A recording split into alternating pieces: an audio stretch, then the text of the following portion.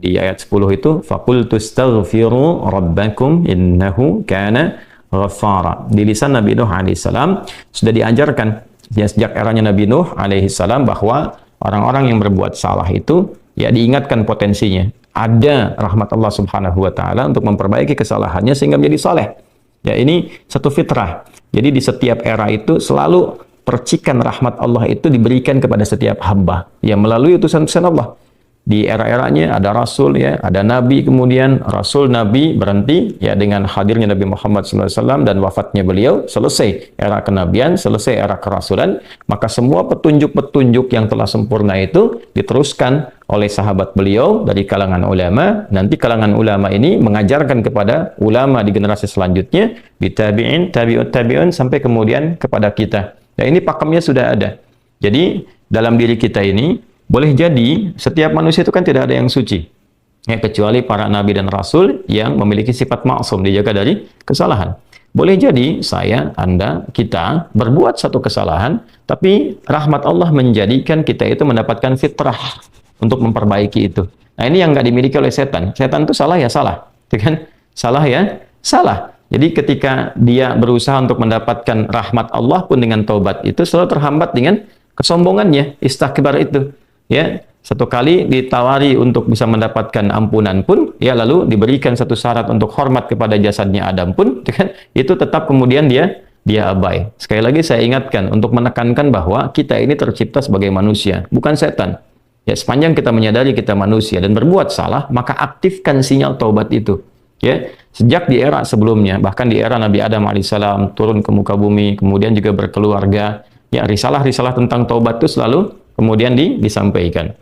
Nah, di era Nabi Nuh alaihissalam, rasul pertama. Jadi kalau Adam itu nabi yang pertama, Nuh alaihissalam rasul yang pertama. Umatnya salah. Maka dengan kasih Allah Subhanahu wa taala diturunkanlah kemudian pengingat.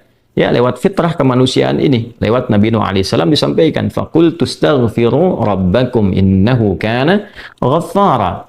Ya, maka aku tegaskan kepada kalian, istaghfiru rabbakum, cepat istighfar, cepat balik lagi, ambil kalimat-kalimat ampunan, ambil kalimat-kalimat taubat ya dari Allah Subhanahu wa taala, menggunakan Rabb tuh yang telah menciptamu, merawatmu, menyayangimu, mengingatkan. Jadi Rabb itu ada nilai-nilai rububiyah di dalamnya. Ya, ada sifat-sifat rububiyah. Ya, bukan sekedar mencipta, tapi juga merawat, memberikan perhatian, memberikan kebutuhan. Kalau dalam bahasa bebasnya Allah seakan ingin mengatakan, hei, aku kan yang cipta engkau, ya kan? Engkau berbuat salah, aku berikan kesempatan untuk saleh. Aku kirimkan di kalimat taubat, aku berikan kesempatan untuk memperbaiki diri. Kenapa engkau nggak ambil, ya kan? Ya, indah sekali gitu. Ya, aku ciptakan engkau salah, aku berikan jalan saleh. Kenapa ketika aku berikan jembatan untuk memperbaiki diri, engkau tidak ambil? Maka lewat Nabi Nuh alaihissalam sejak di era kerasulan pertama itu diingatkan sampai nanti puncaknya di era Nabi Muhammad sallallahu alaihi wasallam. Faqultu astaghfiru rabbakum innahu kana ghaffara. Kata Nabi Nuh alaihissalam, aku tegaskan innahu kana ghaffara. Sungguh Allah Subhanahu wa taala itu telah menetapkan pada dirinya bahwa Ia Maha mengampuni seluruh dosa-dosa. Jadi ada ghafir, ya, ada ghaffar, ada ghafur, dan nanti dilekatkan dengan rahim pada puncaknya. Ya. Misalnya di surat Ghafir, di ayat yang ketiga, Ghafiridz dzambi wa qabilit taubi, itu menggunakan kata ghafir. Lalu kalau kita jadikan superlatif, ya, dinaikkan lagi tingkatnya menjadi lebih banyak, terus mengampuni dosa, mengampuni lagi, itu dirubah kalimat dari ghafir menjadi ghaffar. Kalau tanpa batas diberikan kemudian sifat yang ketiga yaitu ghafur.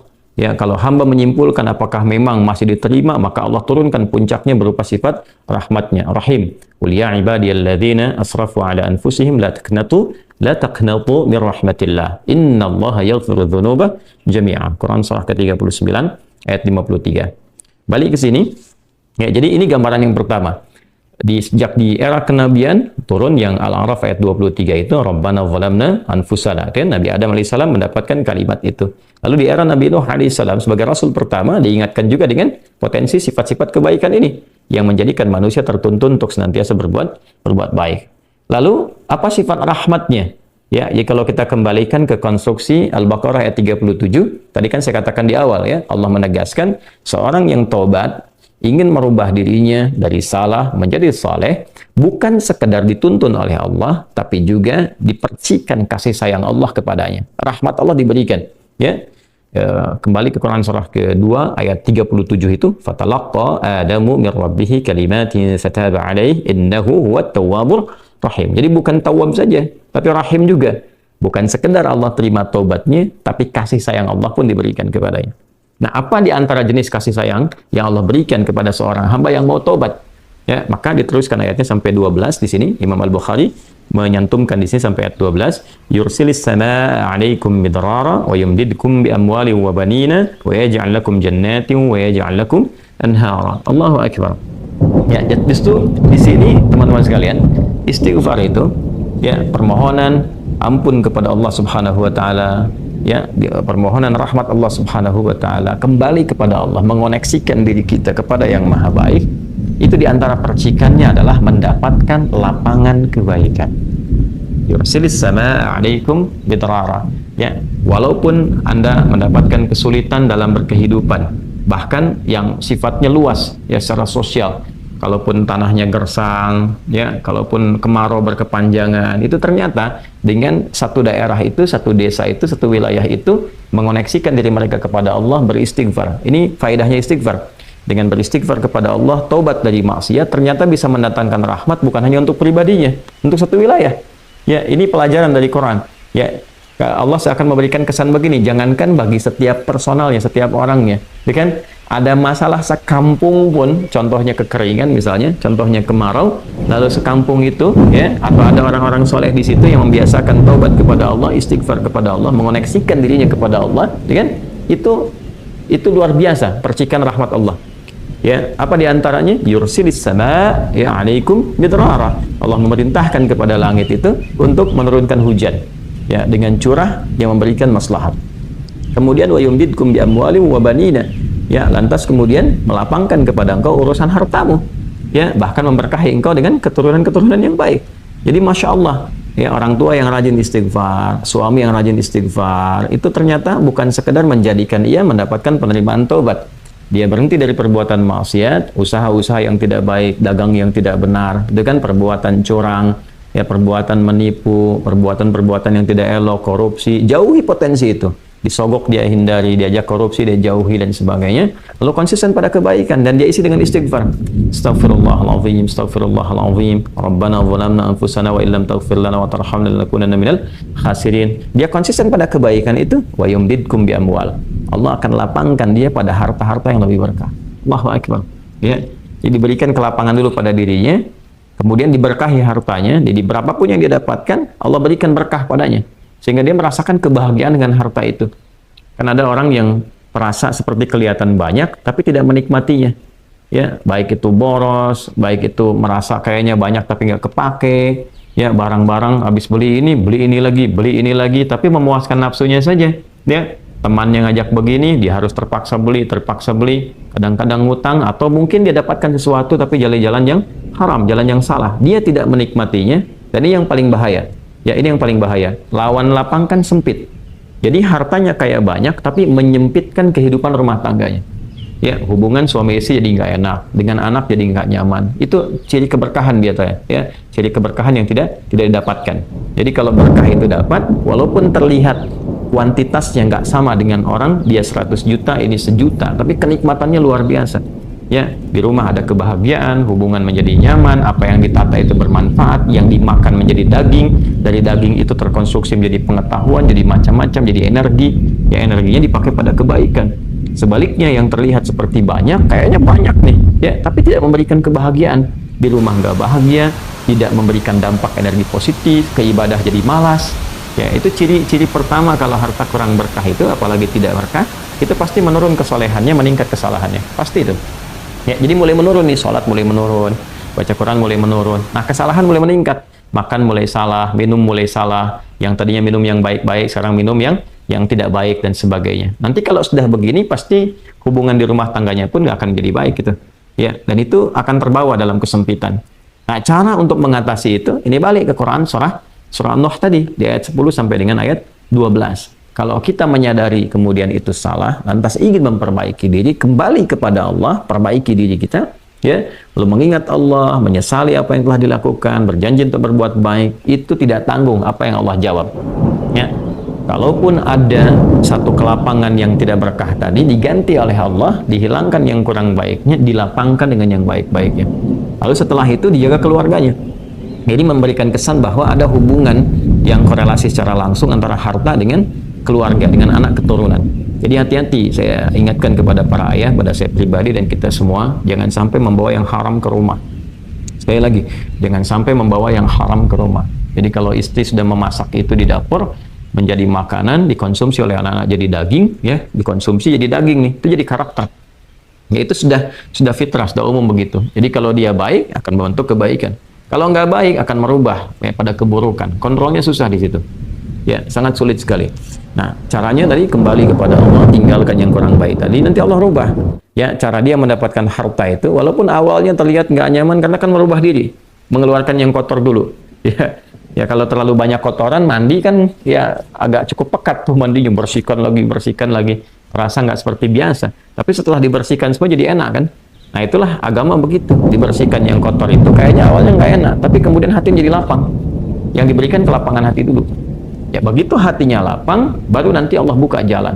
Ya setelah hatinya lapang, bagus, dan dinilai baik ini punya kemampuan untuk bertindak dan mengelola apa yang didapatkan, dilapangkanlah rezekinya karena dia sudah dinilai pandai untuk mengelolanya. Setelah itu diperbaiki keturunannya. Ya. Wa banina wa yaj'al lakum jannatin wa yaj'al lakum anhara. Bahkan setelah itu dibikin kaya lebih dari sebelumnya. Ya asetnya ditambah lagi, diberikan kenikmatan hidup, ya sampai dijaga hingga kembali kepada Allah Subhanahu wa taala. Itu faidah istighfar. Jadi kalau kita biasakan bertekad, berniat memperbaiki diri dari yang salah menjadi baik, itu Allah sudah berikan motivasi. Aku bukan hanya terima taubatmu, tapi aku rubah keadaan hidupmu lebih istimewa, lebih mahal nilainya dibandingkan dengan keadaan sebelumnya yang terlihat seperti fata morgana. Kemudian dikuatkan dengan Quran surah ketiga Ali Imran ayat 135, ya. Di sini disampaikan Allah Subhanahu wa taala berfirman, a'udzubillahi minasyaitonir rajim. Bismillahirrahmanirrahim. Walladzina idza fa'alu fahishatan aw zalamu anfusahum ini dzakarullaha fastaghfaru lidzunubihim wa may yaghfiru dzunuba illa Allah wa lam yusirru ala ma fa'alu wa hum ya'lamun. Di highlight di sini di firman Allah Subhanahu wa taala, dzakarullaha fastaghfaru lidzunubihim. Ya, yaitu orang-orang yang mendapatkan rahmat Allah Subhanahu wa taala itu. Jadi ini korelasinya dengan ayat 133. Jadi ayat 133 itu Allah Subhanahu wa taala berjanji bagi orang-orang yang menyegerakan istighfar. Jadi ingat dosa hari ini nih. Sekarang misalnya malam nih, kita ingat ada dosa yang dikerjakan. Lantas ketika ingat itu istighfar. Istighfar, minta ampun sama Allah, gitu kan? Itu menyegerakan sesuatu tanpa jeda disebut dengan sara'a. Ya, sara'a. Jadi ada sa'a, ada sara'a. Kalau sa'a itu menyegerakan sesuatu dengan persiapan. Ya, makanya besoknya ada Jumatan menggunakan sa'a. Fas'au bukan wasari'u. Ya. Ya ayyuhalladzina amanu idza nudiya lis-salati min yaumil jumu'ati fas'au, bukan fasari'u, fas'au. Itu Quran surah Al-Jumu'ah. Ya, Al-Jumu'ah di ayat yang keberapa? Ayat 9, gitu kan? Allah menyampaikan fas'au ila dzikrillah. Bersegera, tapi siap-siap dulu. Mandi dulu, pakai wangian dulu dan seterusnya. Tapi kalau dia bersegera cepat, nyaris tanpa jeda, itu menggunakan sarah. Sehingga guru-guru mengatakan bisurah, cepat, nggak usah banyak jedanya, ya kan? Nah, di Ali Imran ayat 133 Allah berfirman, wasari'u ila maghfiratin min rabbikum.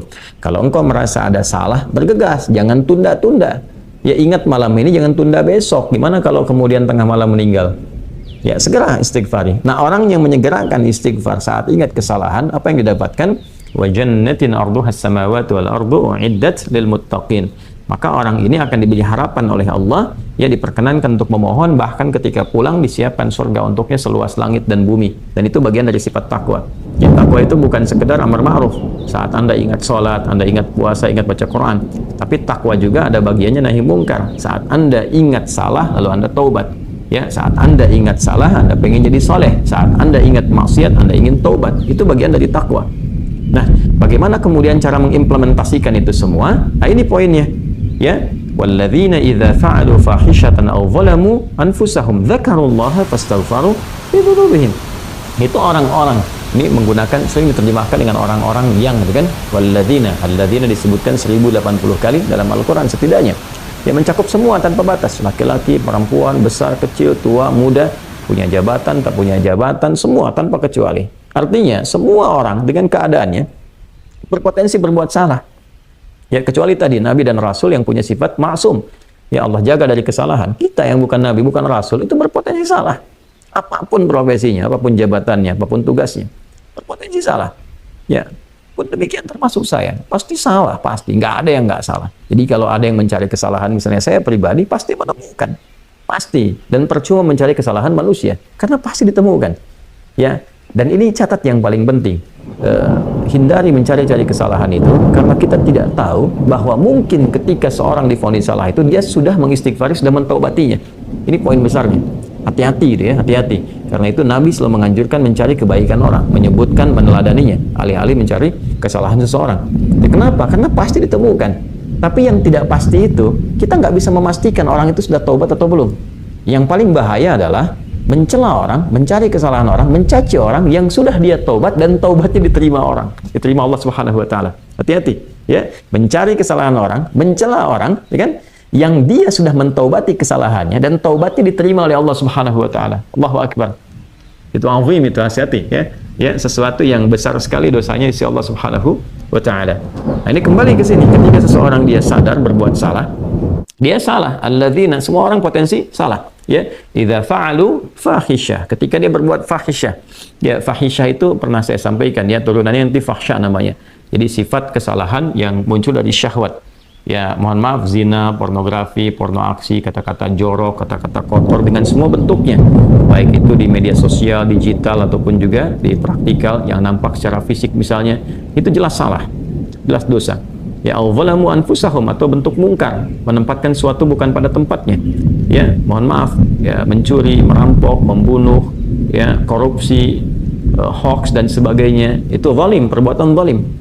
Nah, saat seseorang berpotensi salah, ya, dari fahsya dan mungkarnya, dia berbuat perbuatan dari dorongan syahwatnya atau mungkar, dari keinginan nafsu perut dan akalnya, dia berbuat yang salah, lalu zakarullah, dia ingat Allah. Nah, ini poinnya. Ini menarik sekali nih. Ini menarik sekali. Kok lanjutan ayatnya zakarullah? Bukan dia sadar bahwa dia itu telah berbuat salah. Kenapa zakarullah? Ini poinnya. Ya. Karena Allah ingin selalu menautkan sifat seorang hamba menjadi baik itu dengan rahmat. Ini poinnya. Jadi kalau bukan rahmat Allah Subhanahu wa taala, mustahil kita bisa mengarah pada kebaikan. Allahu akbar. Ya, lillah karena Allah.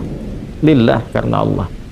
Ya, jadi orang-orang yang bertaubat dengan merasakan rahmat Allah itu beda. Dengan sekedar dia pengen memperbaiki, lain rasanya, lain. Ya, jadi kalimat zakarullah itu mahal sekali. Jadi ingin memberikan dampak kesadaran kepada kita bahwa Allah tuh nggak ninggalkan kamu. Ya, Allah tahu kamu salah, tapi sepanjang nyawa kamu belum sampai ke kerongkongan, kamu diberi potensi untuk tobat. Ya, tobat. Kan sering saya ungkapkan, Firaun saja, Fir'aunnya dikirimkan 2 nabi, Musa dan Harun. Ya, sebagai keadilan Allah, kasih Allah dan adilnya untuk memberikan hidayah. Ya, sampai titik puncak kan nyawanya di kerongkongan. Cuman sayang kan dia sendiri yang memilih untuk tidak mengambil hidayah itu. Sampai nyawanya di kerongkongan. Sampai tenggelam itu. Nah, itu sudah disampaikan informasinya, kisahnya, jejak sejarahnya sampai sekarang diabadikan supaya seluruh anak cucu Adam itu sadar jangan berbuat yang seperti itu. Ya, sekali lagi hanya setan yang tidak kenal taubat. Zakarullah, dia ingat Allah. Nah, sekarang tinggal kita mempelajari ketika ingat Allah itu apa yang harus dihadirkan. Tapi poinnya Allah tawarkan kita bukan hanya sekedar jadi baik, rahmat dibuka, kasih sayang dibuka, kelapangan hati dibuka. Ya, makanya saya barangkali juga ingin menekankan materi-materi semacam ini, yaitu penting untuk disampaikan ya kepada saudara-saudari kita barangkali yang sekarang dengan kasih sayang Allah itu ya diisolasi di satu tempat seperti lapas misalnya, lembaga permasyarakatan. Boleh jadi itu kasih Allah untuk diperbaiki sehingga dia konsisten bisa berbuat baik saja di dalam, ya, terjaga dari perbuatan-perbuatan di luar, dikontrol supaya bisa kembali pada jalan yang baik. Dia bisa di dalam, bisa memperbaiki diri, istighfarnya enak, bisa ngaji, kadang ketemu ke masjid dan sebagainya. Kalau ini dimanfaatkan dengan baik, Allahu Akbar, Allah kasih kelapangan. Ya, walaupun mungkin tinggal di tempat yang sempit, terasa kemudian dibatasi dengan sel-sel, tapi hatinya lapang, itu luas, megah, dan jadi nikmat. Ya, orang butuh waktu untuk menghafal, butuh suasana. Anda punya tempat yang cukup ideal untuk menghafal Quran, memperbaiki diri, dan fikihnya ada kan. Dan sangat jelas sekali kenapa di antara kisahnya Nabi Yusuf alaihissalam ya diizinkan oleh Allah untuk masuk ke dalam ruang itu untuk memberikan sebuah pencerahan sehingga menemukan modelnya. Ini model orang salah yang mau jadi saleh. Bahkan setelah itu dia keluar dan diangkat jadi pembantunya raja, kan pada masa itu asisten rumah tangganya raja. Naik gitu dari sosok yang salah ya, kemudian dia tobat mengambil petunjuk dari Nabi Yusuf alaihissalam, dia berubah jadi orang hebat setelah itu ya, jadi asisten rumah tangganya raja. Itu luar biasa gitu ya. Tapi yang memilih kemudian untuk jalan-jalan keburukan tetap bertahan di dalamnya, selesai gitu ya. Ini tawaran sesuatu yang indah ya. Bahkan ada juga yang terakhir, ini yang paling luar biasa, orang yang sudah mendapatkan ancaman hukuman ya sampai kemudian juga mengakhiri kehidupannya, tapi dia mau bertobat ya. Maka dia bisa mengakhiri kehidupannya itu dengan apa yang telah ditetapkan. Misalnya kan kita nggak tahu garis takdir itu bagaimana ya, wallahu alam, tiba kemudian manusia memberikan hukuman, tapi Allah dengan kehendaknya merubah itu semua, bisa berubah ya. Tapi kemudian kalau itu bersamaan dengan takdir yang telah Allah tetapkan, dia menjadi baik. Jadi di Islam itu selalu ada solusi, selalu ada solusi, dan pedomannya mengantarkan pada kebahagiaan. Itu poin tertinggi ya.